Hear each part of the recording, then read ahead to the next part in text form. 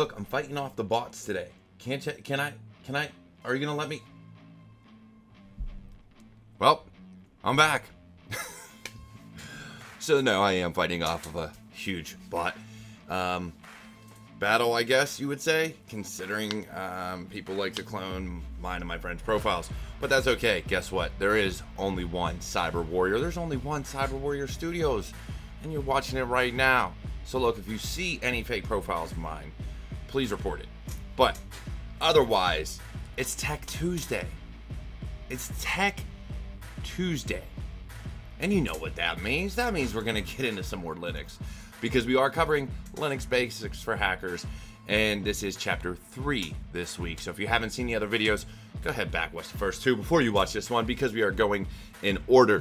And I can't help but say, this is going to be a fun one, because we talk networking. So without further ado, let's get into it. As you can see here, I'm already logged into Kali Linux, as we have been the past 2 weeks, and we are logged in as Kali. But for our commands, for the things we're going to be doing today, once again, we are going to flip over and we're going to log in as root. So we're going to do sudo su. Keep in mind that this will only log you in as root in this terminal session. If I close out of the session, open up a new one, I am once again Kali. Now, moving forward, like I said, we're talking about networking today. So if you have little to no experience with networking, I'm going to give you some commands. I'm going to explain a few things, but by all means, or by no means rather, it is not something you want to take and be like, oh, I know networking now, I watched this video. No, this is not a video for you to learn networking. This is just a video for you to understand some commands and some of the things you're going to see within Linux. Also, there is going to be one command I issue, we'll get to it in a little bit, that you will not see really any output from, and I'll explain why. But without further ado, let's get into this. So let's clear our screen. And the first command we're going to look at, ifconfig, or interface config. So we're going to do ifconfig. And as you can see here, we have eth0 and local interface. eth0 has an inet, which is your IPv4 address. I also have an inet 6, which is IPv6, and we are not going to discuss that today. If you want to learn more about IPv6, please go check out some other content. There are some amazing creators out there that will actually go over that stuff for you.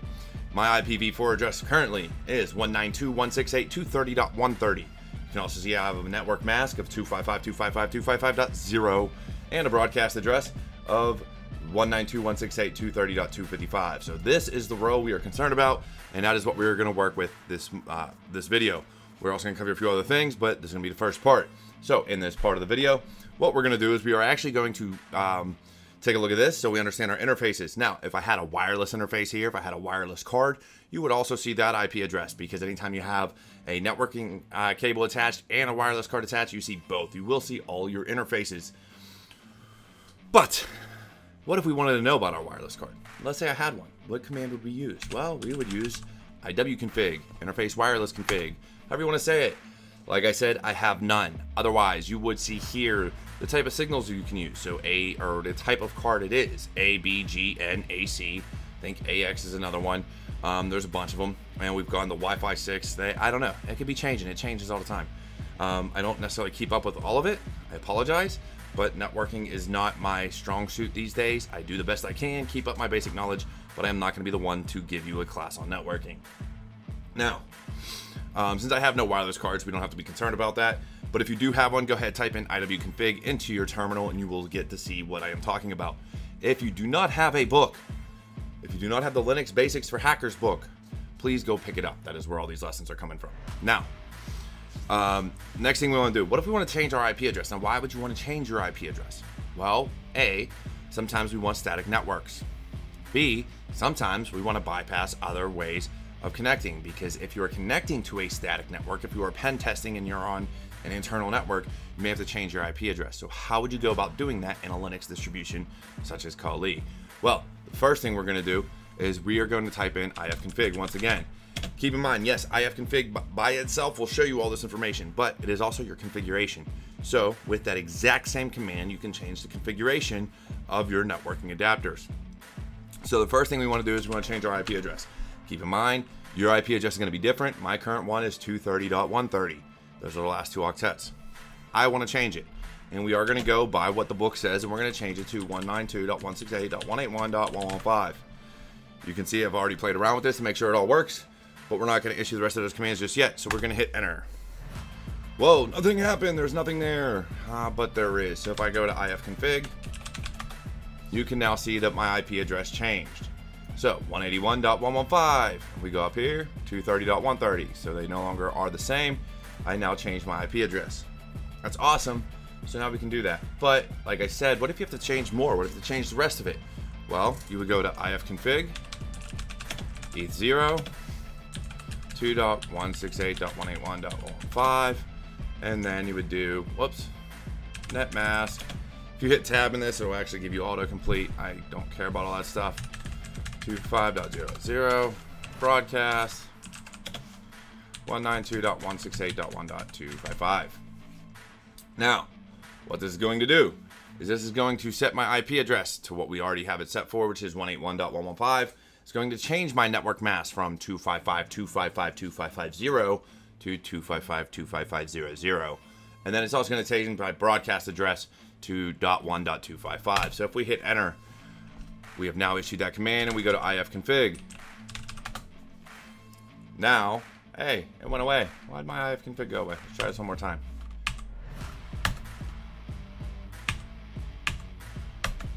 There we go. Okay. First one broke, second one it took. There we are. ifconfig 181.115. Network mask, same thing we issued. Broadcast .1.255. So, that's great. We have it. We are now able to statically assign our IPv4 address. But that's not all. See, when you're connecting to different networks, and actually my hardware address here is broken, so we're going to fix that to something. So we'll change the numbers on it. So we are no longer going to use the books edition of the MAC address change. We're actually going to put in our own, because as you can see, I already changed mine. So what we're going to do is we're going to change it up a little bit. So we are going to change our hardware address, or our MAC address, and that is this fun little address right here, that ether00. So if I do ifconfig eth0 down, whoops, and do ifconfig, you will see that I no longer have an eth0. You also see that I disconnected my network up there. So I want to change it. So if you're following along in the book, it says do 00, 1, 2, 3, 4, 5. We're going to switch it up a little bit. We're going to go backwards. So we're going to do ifconfig eth0, and then we're going to say hardware ether, and we're going to do 55, 44, 33, 22, 11, 00. Oops, it does not like that address, so I can't do it that way. That's fine. We're just going to do it the opposite way. Only we're going to change up some of these numbers.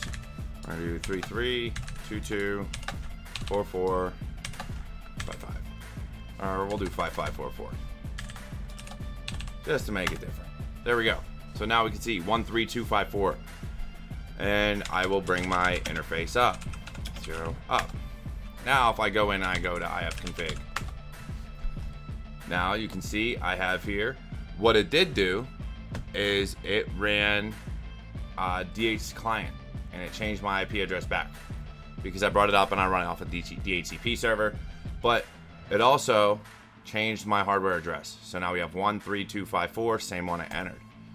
Now, in order to see what dhclient does and how a DHCP server works, what if I were to do this? So we're going to do ifconfig, and we're going to change that eth0 again. We're going to do 192.168.181.115, hit enter, and we're going to say ifconfig, so you can see I changed it. There it is. But like I said, we want to use dhclient, right? So we're going to say dhclient eth0. It's going to change that IP address, and it's going to take us back to what we should be as if running off a DHCP server, which we are. ifconfig, and there you go. It immediately changed it back. So it sent out a new request to your DHCP server, said, hey, give me an IP address, and we have one. We are now 230.131 once again. So that's how dhclient works. That's how you're able to see your IP addresses. That's how changing your hardware address is. Now, why would you change your MAC address? Because there are some commands out there that block MAC addresses based on what they are. So if you know a client's MAC address that is allowed to connect to a network, you may want to clone it so that you can then connect to the same network.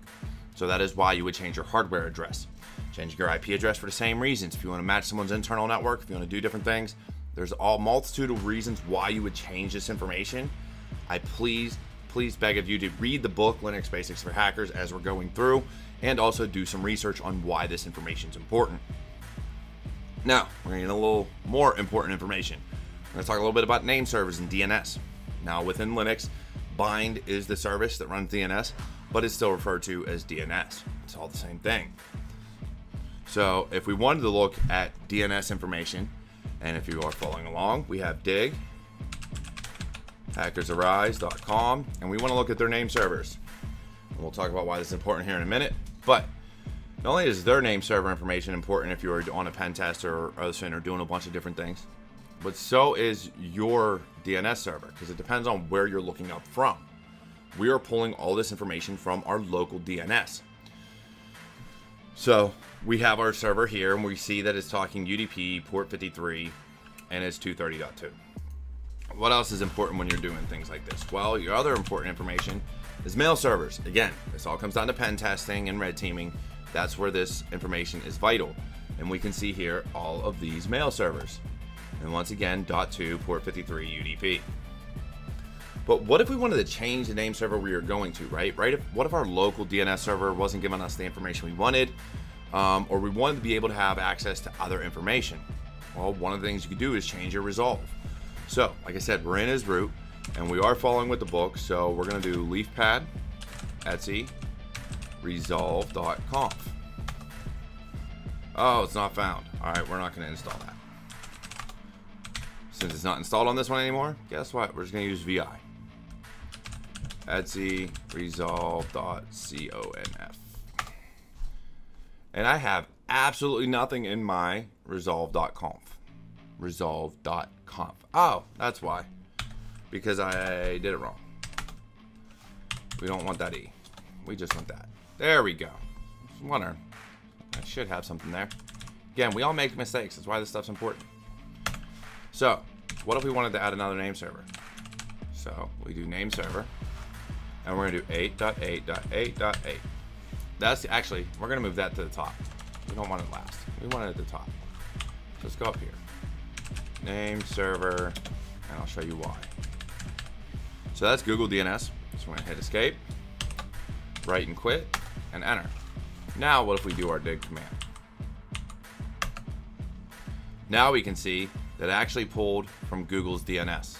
That's where it got the information from now. So you can change your DNS servers to match to utilize publicly accessible DNS servers as long as you have an internet connection. It'll call out there, it'll get the information it needs. All right. So you can change your name servers all the time. And again, things like this, when you're looking at DNS spoof or trying to manipulate traffic internally, that is where this information is very, very helpful. One more thing that's helpful is your host file. So if we go vi etc hosts, this lists the host and how it maps on your machine. So if somebody were to go to say, I don't know, cyberwarriorstudios.com, there's a host file out there, there's a DNS record and all this information out there that'll send it out to the internet and it'll take you to cyberwarriorstudios.com.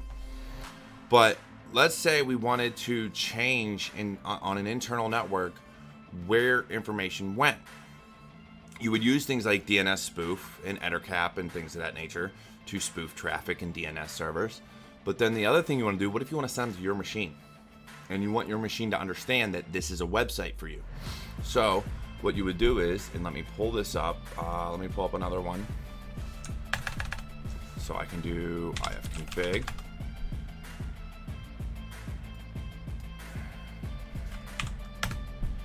And what I'm going to do is I'm going to put this IP address 230.131 in here.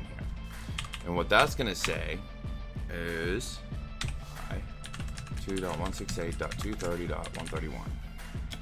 And we're going to say that is going to go to cyberwarriorstudios.com. Now, if I were on a local network and I wanted somebody to, when they go to cyberwarriorstudios.com, instead of going out to the public internet, I would actually manipulate the DNS traffic internally and have it see this first. It would see my machine before it got out there. So I'm going to act as a DNS server. I'm gonna spoof DNS entries, and I'm gonna send everybody here. So then I would create a clone page. Now, again, I am no way, shape, or form endorsing this for malicious purposes. I am simply stating this is how you would do these things, and it is all available in Linux Basics for hackers. So you would go out and you can change this, and like I said, if you were manipulating DNS traffic during a pen test, this is how you would set up a rogue site. You would set it up on your machine. You would tell everybody, hey, this IP address goes here. DNS spoofing. There's a lot of information you would need in order to make it work, but this is how you would manipulate the host file on your machine. So you would say, hey, cyberwarriorstudios.com is this IP. And then anybody that through the DNS server would go in. Again, a lot of information. And if you are on Hack the Box or anything like that, you'll see this there as well. That is how you, through the VPN, you can access some of the websites and things for Hack the Box. You put in an IP address, put in the host name it's supposed to go to, and now you have access to it through the host name, through the DNS record, or the host record rather. So just some information, some food for thought, some ways to help you. Otherwise, I'm not gonna save this. I'm just gonna quit. Oh, come on. Yes, I don't want to change my files. And there you go. Now, as you can see, that is just a few of the commands that are available in this fun book here. Linux Basics for Hackers. This is the one we're going through. I beg of you, please pick it up, give it a read. It provides some better explanations of the things that I may be able to explain. May explain it differently in a way that you understand better. And hell, it may even say I'm wrong. And I'm okay with that. All right?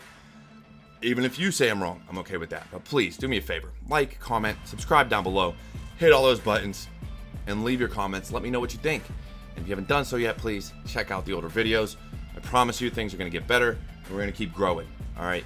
I just need your support. So, otherwise, take care. Enjoy yourselves. And I will see you all in the next one. Take me up.